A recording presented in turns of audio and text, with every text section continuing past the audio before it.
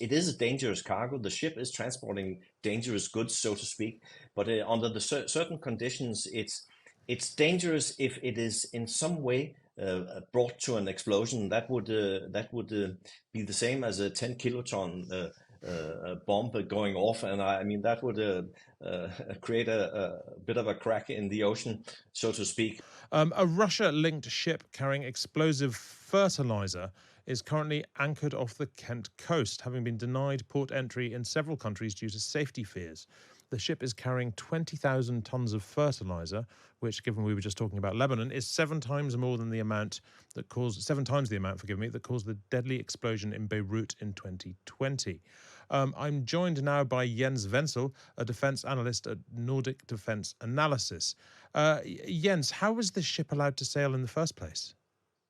Well, that's a very, very good question, but I guess it was bound initially to Palma de Mallorca after leaving Kalashka in the Kola Peninsula up north.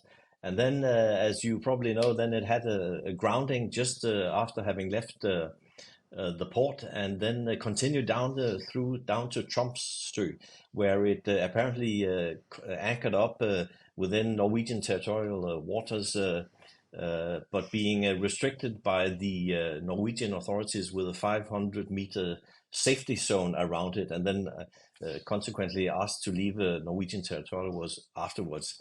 After that, this ship had, let's say, a little bit of a strange course down towards south, and was actually meant the next port of destination was Klaipėda in Lithuania, but the authorities there did not allow it to enter unless it had emptied its cargo, as you know, and that's of course the problem with this ship is that after having been denied, the Danish authorities required that it had pilot and a tugboat if it should transit through these waters, but after having been denied by Lithuanian authorities, it has lived a life of, let's say, floating around, Sure. and let's say this femme fatale of a ship has then left south in search of a harbor.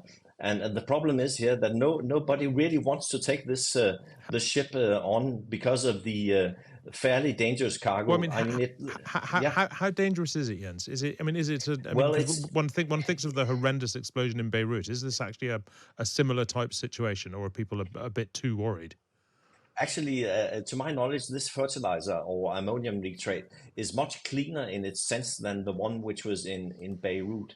But under the right circumstances, of course, it is a dangerous cargo. The ship is transporting dangerous goods, so to speak.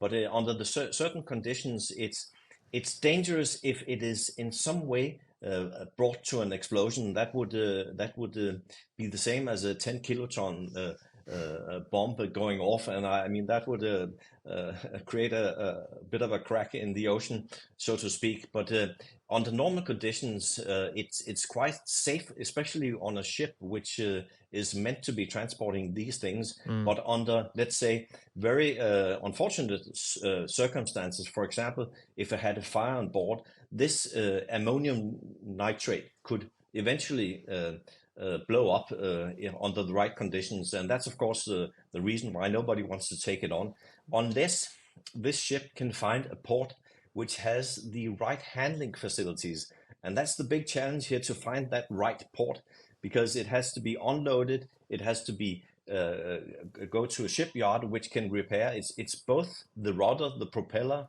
there are cracks in some of the ballast tanks, and to my knowledge, the bow thruster isn't working either. So that is probably also the reason why this femme fatale of a ship has been, let's say, being followed by a tug all the way down there. Especially that was the requirements if it should pass through Danish waters. Jens, I'm not aware that. Yeah.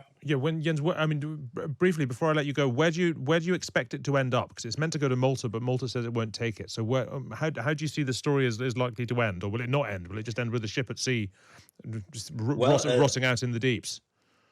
Right. This ship is a Lebanese operated a Syrian owner.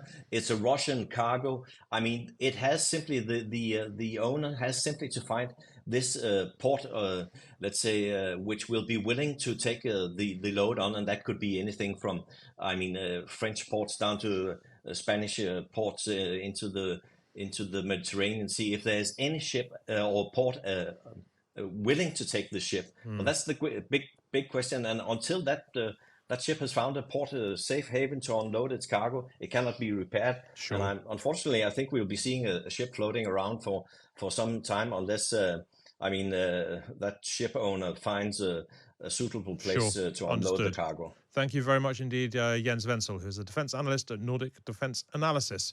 Thank you, Jens. What a sort of fascinating and disturbing story.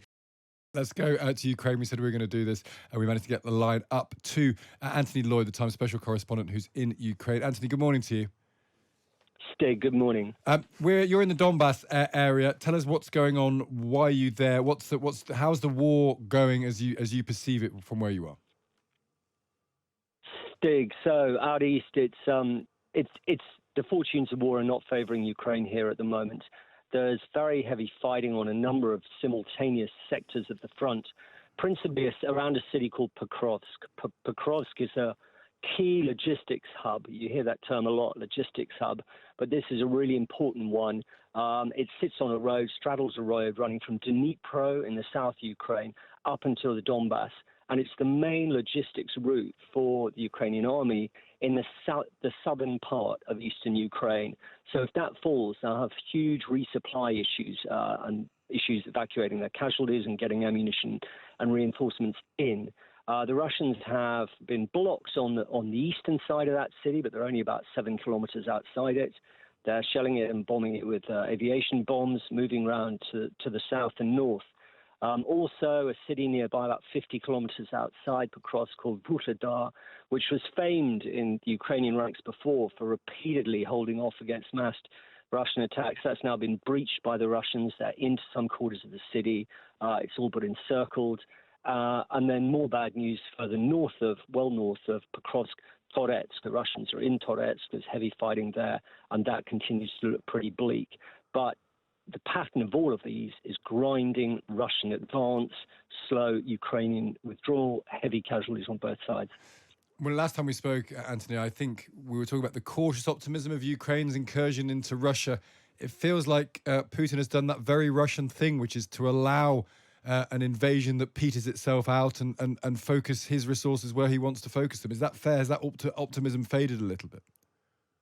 That optimism has faded. There was a great feeling of jubilation amongst many Ukrainians when, this offensive into Kursk happened in August, and they felt it was actually the first real offensive of the year, and it was going into Russia. It was hoped at the time that move might lure some Russian forces who are attacking into Donbass away to reinforce the areas around Kursk and participate in counterattacks there. That didn't happen. Basically, the Russian offensives carried on going with the same troop numbers involved in Donbass, and Putin's forces kind of consolidated that offense of Kursk. The Ukrainians haven't really been able to make any big moves there over the last couple of weeks. But Kursk failed perhaps in its primary aim, if that aim was to draw Russian forces away from Donbass and get them to focus on Kursk. That hasn't happened.